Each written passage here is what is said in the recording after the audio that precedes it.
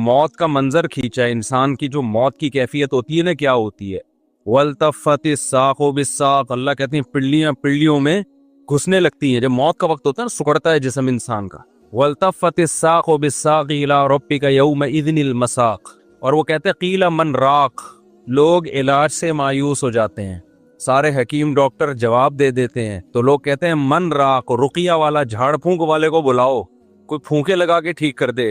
یہ پھونکوں کا بڑا پرانا سسٹم چلا آ رہا ہے کہ بھائی ڈاکٹر تو فیل ہو گئے ہیں، قرآن کہہ رہا ہے من راق، کوئی ہے جو رقیہ کر دے۔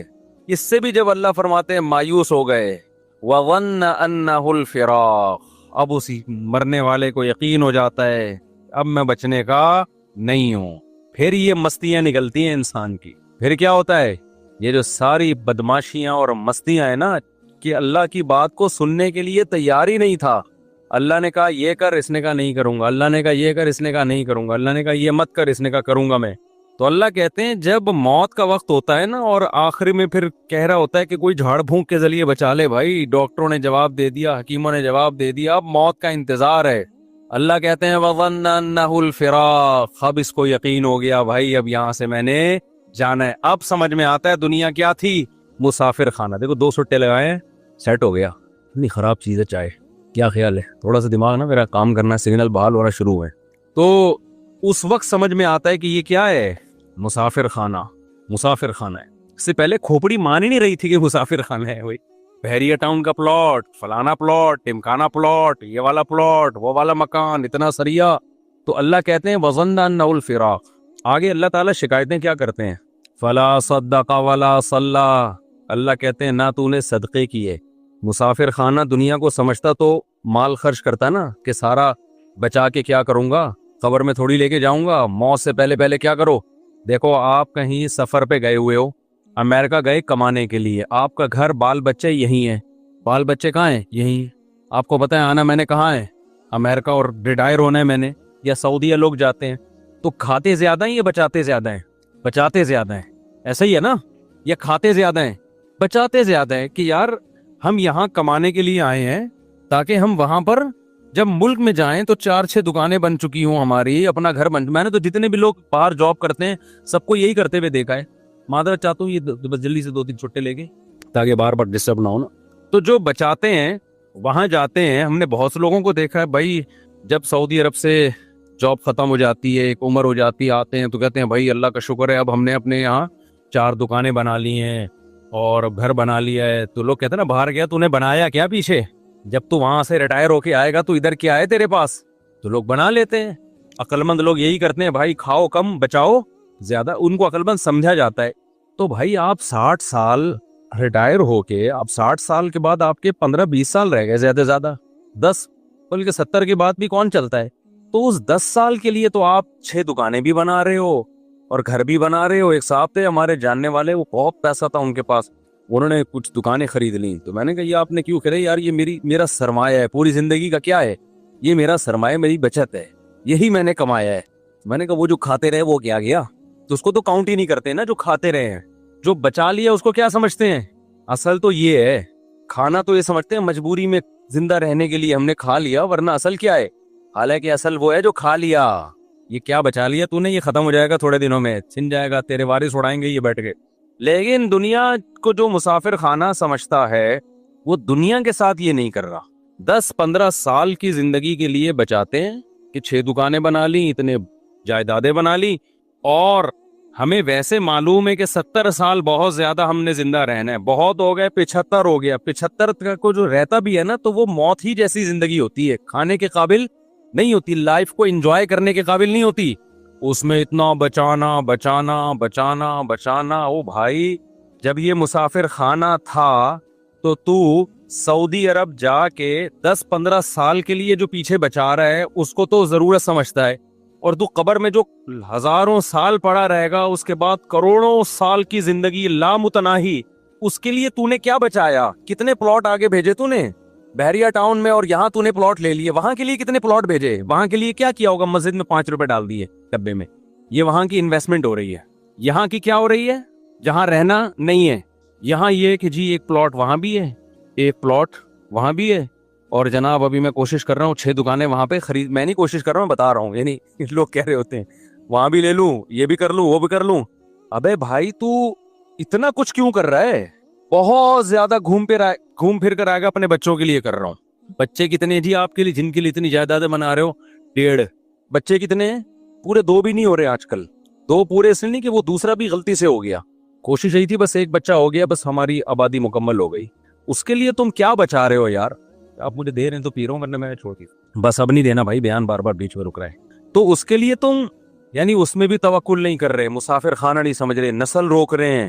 یہ جو میں نسل پہ اتنا زیادہ چیختا ہوں نا, اس لیے کہ یہ حب دنیا کی سب سے بڑی علامت ہے کہ آپ اولاد روکو اپنی. یہ دنیا کی محبت کی سب سے بڑی علامت ہے. یہ اللہ پہ توکل نہ ہونے کی سب سے بڑی علامت ہے کہ آپ نسل روکو. تبھی یہ توکل کی باتیں نہیں کیا کرو ہمارے سامنے. اللہ پہ بڑا توکل ہے. بھائی توکل ہے تو نسل کیوں روک رہا ہے؟ اس لیے روک رہا ہے نا کہ میرا خرچہ بڑھ جائے گا. اس کا مطلب اللہ کو بیچ سے کیا کر دیا؟ غائب کر دیا. تو اللہ کو ایسا اللہ مانتا ہی نہیں ہے کہ تم توکل کی رٹ لگاتے رہو. لیکن جہاں بات آتی ہے معاملات کی, تو سارے معاملات تم سمجھتے ہو کہ اسباب سے ہوتے ہیں. اللہ پہ کچھ ڈالنے کے لیے تیار ہی نہیں ہوں. اس کا مطلب تم اللہ کو ایسے, تو انگریز بھی اللہ کو ماننے کے لیے تیار ہے. اللہ کے ذمے کو ڈالنا ہی نہیں ہے کہ اللہ بھی کچھ کرتا ہے. دیکھو ایک آدمی بڑے فخر سے کہتے ہیں میرے والد صاحب میرا بہت خیال کرتے ہیں, کروڑپتی آدمی ہے, میرا بہت خیال کرتے ہیں, کروڑپتی آدمی میرا بہت خیال کرتے ہیں, اور مجھے اپنے باپ پہ بڑا ناز ہے, مجھے اپنے باپ پہ بڑا اعتماد ہے, وہ مجھے کبھی اکیلا نہیں چھوڑے گا. ایک دن جیب میں پیسے نہیں تھے, ڈپریشن سے مر رہے ہو آپ. لوگ کہہ رہے ہیں تیرا ابا اتنا بڑا سیٹ ہے یار, تو کہہ رہا تھا مجھے چھوڑے گا نہیں, وہ تو میرا خیال کرے گا. کہیں گے ابھی بھی میرا توکل ہے بھائی, میرا باپ بہت بڑا آدمی ہے, وہ مجھے کبھی بھوکا مرتا نہیں دیکھ سکتا, وہ میرا خیال کرے گا. ٹینشن بہت ہو رہی ہے, پتہ نہیں کرے گا کہ نہیں کرے گا.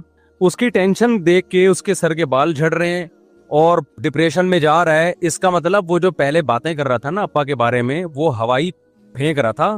حقیقت میں یا تو اس کے کوئی ابا ہی نہیں ہے, یہ ابا ہیں مگر ان کو ابا پہ ذرا بھی اعتماد نہیں ہے. بس یہ پبلک کے سامنے شو مارنے کے لیے ابا ابا کرتا رہتا ہے بیٹھ کے.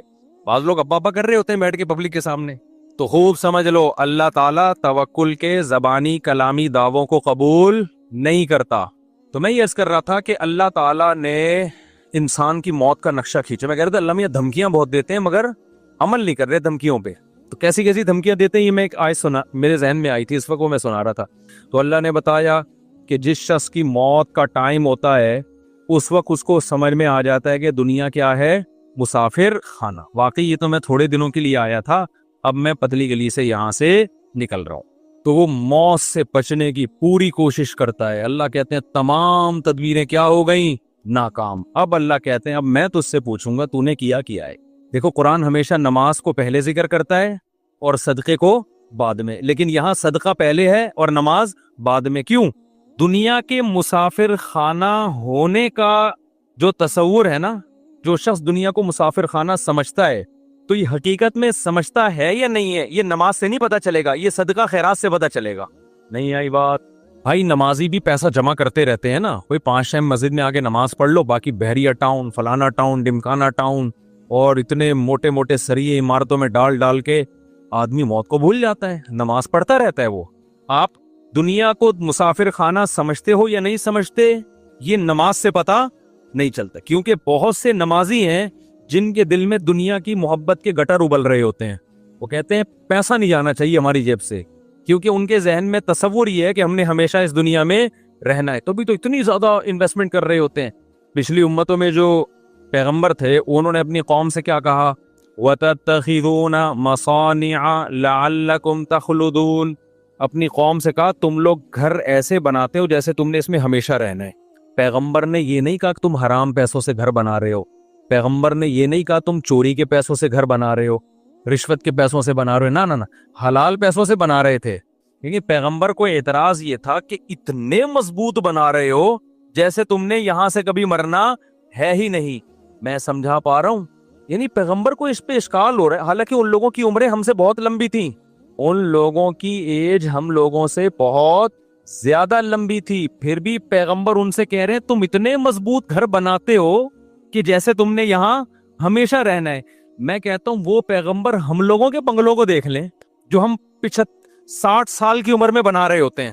60 سال 65 سال کی عمر میں ابا ذرا اسٹیبل ہو گئے نا, اب کہتے ہیں اب میں اپنا ذاتی گھر بناؤں گا. تو وہ پیغمبر اگر ہم لوگوں کو آ کے دیکھ لیں، ابے تو کتنا کنکریٹ ڈال رہا ہے اس میں، اتنا موٹا سریا ڈال رہا ہے، اور تیری عمر رہ گئی ہے 5 6 10 سال بمشکل، کروڑوں روپے تو اس میں پھونک دیے تو نے، تو ان کو ہم پہ کتنا اعتراض ہوتا ہوگا؟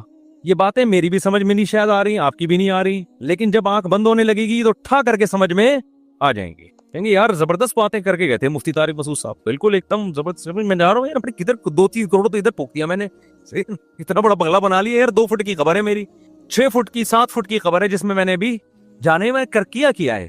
تو پھر بھی میں بار بار کہتا ہوں میں گھر بنانے کے خلاف نہیں ہوں، اللہ نے بہت دیا تو بنا لو بچوں کے لیے، ایسا نہ ہو خبر پہ کھڑے ہو کے لات مار رہے ہیں پاس اسپیڈ سے پیدا، تو مفتی صاحب کا بیان سن کے اتنے کر دیے اب ہمیں روڈ پہ چھوڑ کے چلے گئے ہو آپ۔